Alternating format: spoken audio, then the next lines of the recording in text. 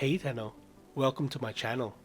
In this video, I'll talk about the 3 must-have warframes for beginners and examples of beginner builds.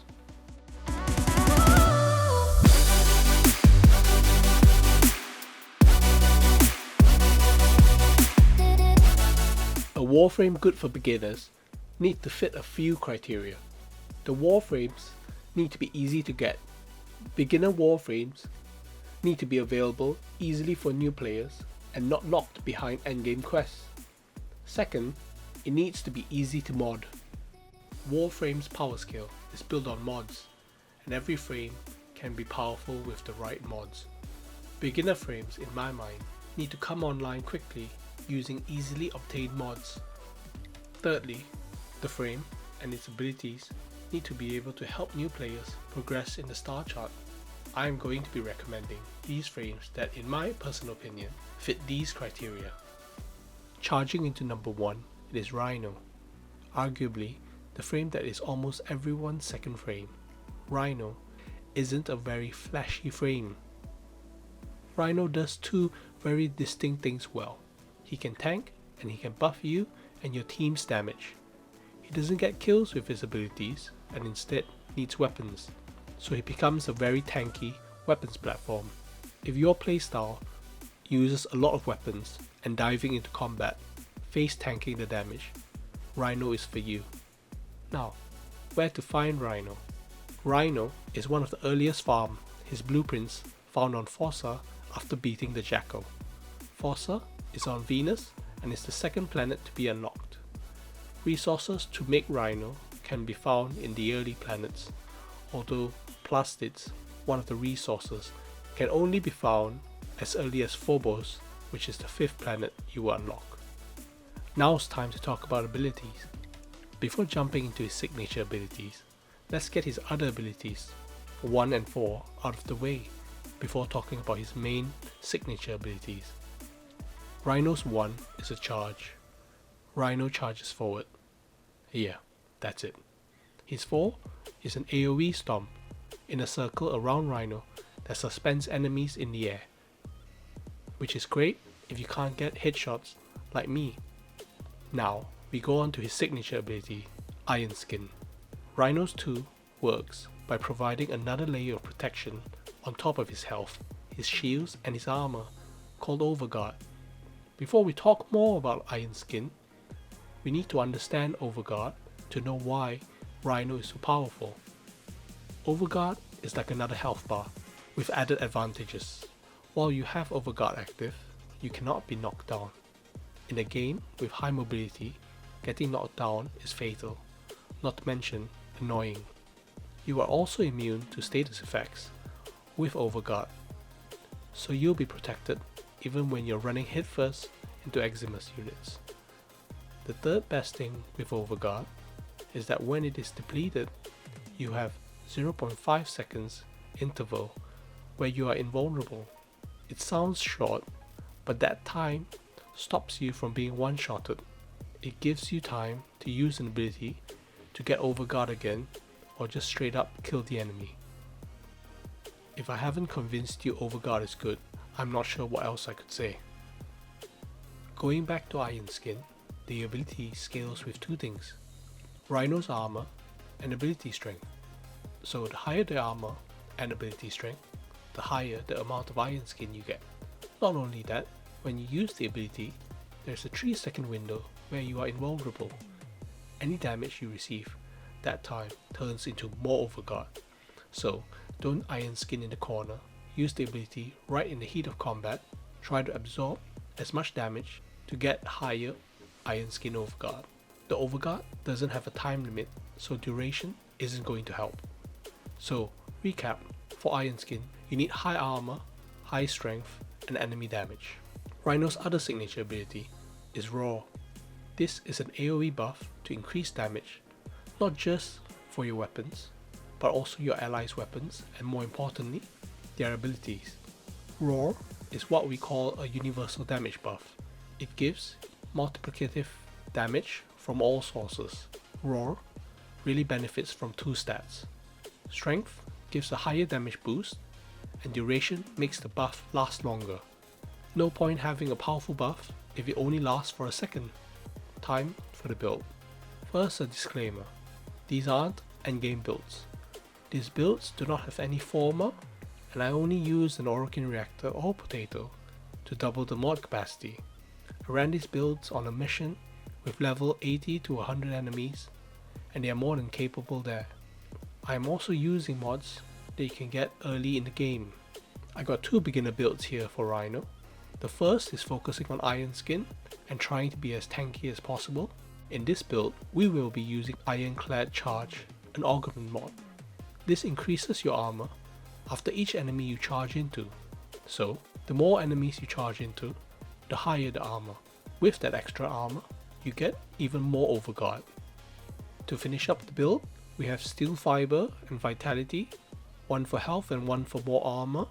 We have Intensify for ability strength, Continuity for duration and Streamline for efficiency. We have Flow for that extra energy reserves, and we finish off the mod with more armor with Armored Agility. So the way you play this build is to always use charge. Try to charge into the biggest group of enemies and use Iron Skin after charging. When Iron Skin is close to depleting, try to find another group of enemies and charge into them and use Iron Skin. The second Rhino build focuses on Roar and his Stomp. You'll still be using Iron Skin, but the focus here is damage. Roar scales with strength and is useful with a longer duration, so this build focuses on using Iron Skin to get Overguard, not as much as the first build, but we will also be using Reinforcing Stomp, which is an augment mod. This augment replenishes Overguard with each enemy stomped, so you will not need to keep casting Iron Skin and instead will be stomping. We will also be building range, firstly so that the stomp would affect more enemies to replenish more Overguard. Secondly, it increases the range of your roar so more allies can benefit from the buff. Rhino is a good frame to have and a must-have for beginners. Compared to any of the 3 starters, Rhino is one of the tankiest, and you can use him when you are struggling to survive with your starter. Besides, Rhino's farm is early on and you'll get enough resources as you keep clearing the star chart. Later on, Rhino becomes an amazing buffer and is one of the best weapons platform in the game. With a high strength roar, Rhino can make your guns and melee even stronger. Next up is the Monkey King himself, Wukong. Once the most used frame, this frame is still very good, especially for spy and rescue missions. Wukong is fast, with high mobility and is tanky too. He isn't as tanky as Rhino, and with his base kit, wouldn't survive endgame content, but he is able to tank through the star chart easily. If you like speedy gameplay with flashy melee combat, Wukong is for you. You get Wukong's blueprints early into the game. His base blueprints are obtained from the clan dojo, so you'll need to join a clan. The resources needed to build Wukong are higher than Rhino. You need more plastids compared to Rhino, and you also need 19 extract, which you can get from Nightwave, and argon crystals from the Void. So you'll be unlocking Wukong later than Rhino, but trust me, Wukong is worth it. Let's go over his abilities. Wukong's first is his Celestial Twin. He creates a twin that will follow you around and attack enemies. Use a ranged weapon and your clone will use melee. Use a melee and your clone will use your guns. Your twin uses ammo from you and deals half the damage. While useful in dealing damage and distracting enemies, your clone isn't too special. Wukong's second ability is Cloud Walker, and this is Wukong's best ability. You turn into a cloud and you can fly around the map. Not only that, while moving in cloud form, you heal your health and enemies you fly through as a cloud become stunned. That's a lot of benefits for just one ability. You can use Cloud Walker to speed through maps, bypass security lasers in spy missions, and heal yourself mid-combat. You can fly over all the obstacles. No need to parkour or jump anymore, making spy missions a cinch. His third ability is Defy. Wukong becomes invulnerable to damage, absorbing attacks, and the damage absorbed becomes temporary armor, up to a maximum of 1500. Remember, this is armor, not Overguard like Rhino. The higher armor is really good for his survivability, especially towards the end of the star chart, but it won't be enough for those endgame content. His fourth is the Iron Staff, a big stick. Similar to Excalibur's Exalted Blade, Iron Staff is an exalted weapon, meaning it can take on mods on its own. This ability, like Excalibur's, is a channeled ability, meaning it drains energy when it is activated, and continue to do so.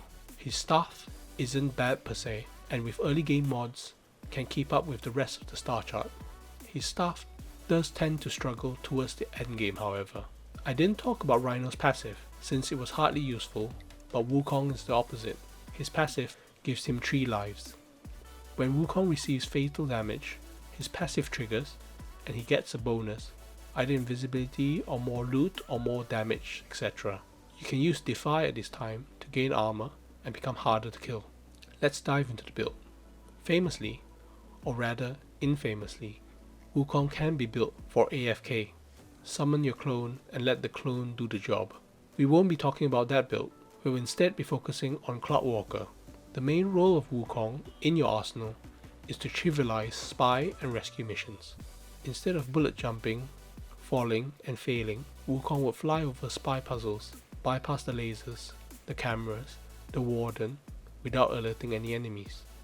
Wukong can rush through these missions and complete them quickly and stealthily.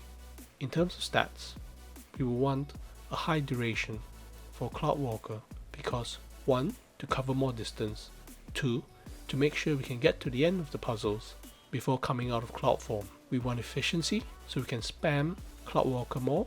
In this build, we have Constitution, a Nightmare mod, and Augur Message, a mod that you can get from Cetus bounties. Both of them increase duration.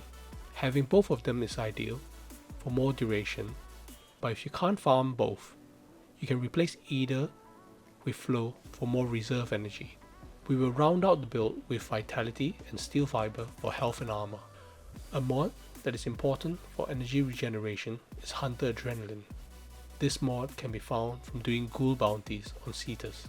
Hunter Adrenaline converts damage to your health to energy, so every time you lose health, you gain a portion in energy.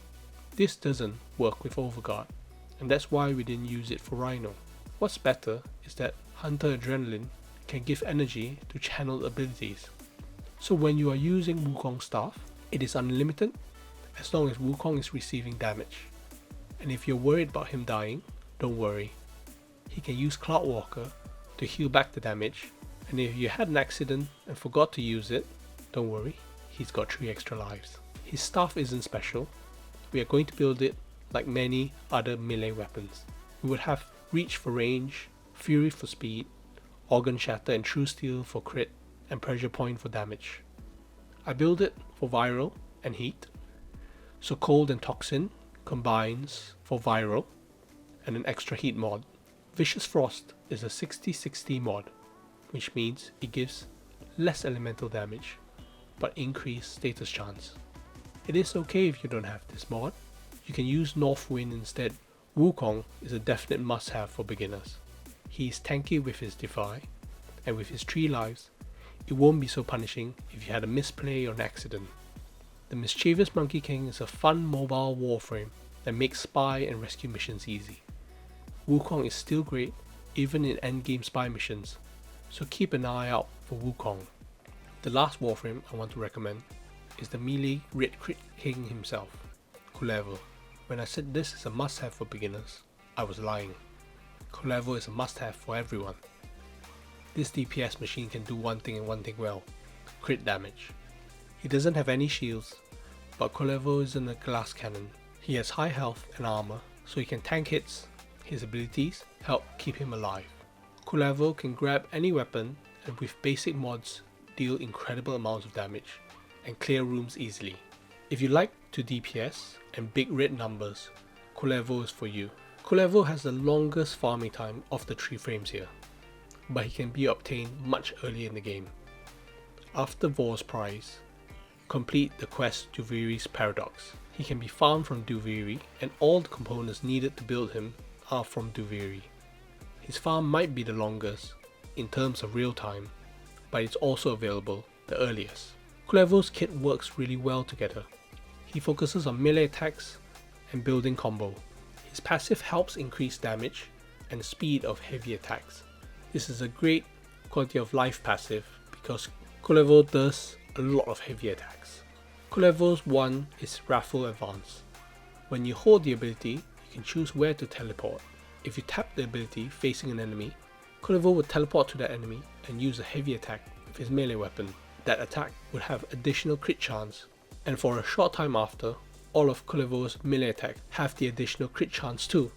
There is a mobility component to Raffle Advance that it helps Kullevo teleport around, but the important thing with this skill is the ridiculous crit chance you get from it. Any melee weapon in Kullevo's hand can do red crits, which is a higher tier of crit damage. Even at base strength, Raffle Advance has 200% additional crit chance. The crit chance increases with ability strength, and duration can extend the time Kullevo has that bonus. Kullevo's second ability is Recompense. Kullevo summons several daggers around him, and they automatically attack nearby enemies. No enemies? The dagger turns on Kullevo and attacks him instead, so make sure enough enemies are nearby when you use this ability. Now, each dagger, when he attacks an enemy, heals Kullevo. What if Kullevo's at max health? Well, you guessed it, Overguard. We talked about Overguard in Rhino's section above, so we know how powerful it is.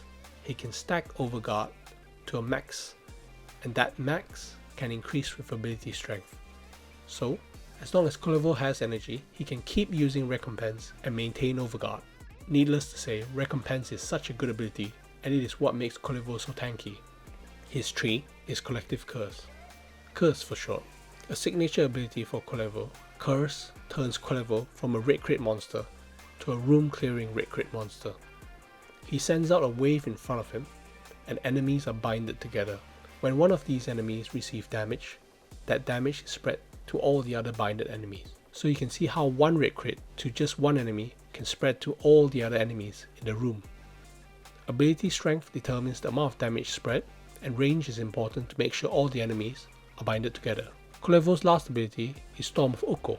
This ability is an AoE where in a fixed location, tons of daggers come falling down. Alone, it may not look too flashy, but combined with his curse, it can bring about a lot of damage. One thing that isn't clear from his description is that his abilities build combo as well. Each dagger from Recompense gives one melee combo, each enemy hit from the spread of curse gives one combo, and each little dagger from Storm of Oko gives one combo too. That means Kullevo can very quickly build combo. But why do we need combo? Without going into it too much, as you build combo, the heavy attack multiplier increases, and that means that the damage from the heavy attacks is multiplied. So, at a combo multiplier of 12x, the heavy attack would have much more damage. Let's jump into the build. Again, remember that this is a beginner build, so we'll be using many beginner mods. We will keep the build balance with an improvement to all the stats from strength, duration, efficiency and range. We've got Steel Fiber for more armor, and Gladiator Aegis, a mod that's obtained from Cetus bounties. Gladiator mods give extra critical damage per melee combo, so with Kullevo building his combo, he can get even more crit chance. We have Hunter Adrenaline as well with energy. Let Kullevo tank some damage with his massive health pool, gaining energy, and then using Recompense to heal back and gain Overguard. You might look at this build and it doesn't have anything fancy, but because Kullevo's kit is so well put together, this build can easily finish the star chart. For his weapon, I am using a Skana in this example. No forma, just to show that even a basic Skana can do high level missions with Kullevo. But really, the majority of melee weapons work really well with him. If you want a list of weapons that Kullevo works really well with, comment down below. In this build, we've got several mods you can expect from our previous build. We have Pressure Point for damage, Fury for attack speed. We are also building Viral, so combine Toxin with Cold. We are using two 90 mods, meaning each mod gives 90% elemental damage. Kullevo gives lots of crit chance, so we need to build crit damage to really benefit. Organ Shatter should be in your arsenal as a beginner. Gladiator Might gives extra crit damage too, and it is in the same set as Gladiator Aegis, so the crit chance per combo multiplier is higher. With 2 mods, the extra crit chance is at 20% per combo multiplier. Killing Blow is a mod. It is dropped by some bosses. Lieutenant Leech Creel on Mars, Foreign Invasions, and Vayhek on Earth. This mod works well with Colevo. It increases damage from heavy attacks, as well as heavy attack wind-up speed. Since Colevo does a lot of heavy attacks, it is the perfect mod for him. There is an empty slot here on the build, so if you're using Forma for your melee weapon, you can slot in a True Steel for extra crit chance, or Reach for more range on your melee. Colevo's playstyle is simple. 2 to gain Overguard, Curse to bind the enemies together, and 1 to deal massive damage to all binded enemies. So there you have it. 3 must-have Warframes for every beginner and beginner builds. If you're a new player, I hope you really enjoyed the video. If you're a vet, comment down below any frame you'd like to recommend to any new players. Share this video to anyone you think it would help. Like and subscribe for more Warframe videos and guides like this. Bye!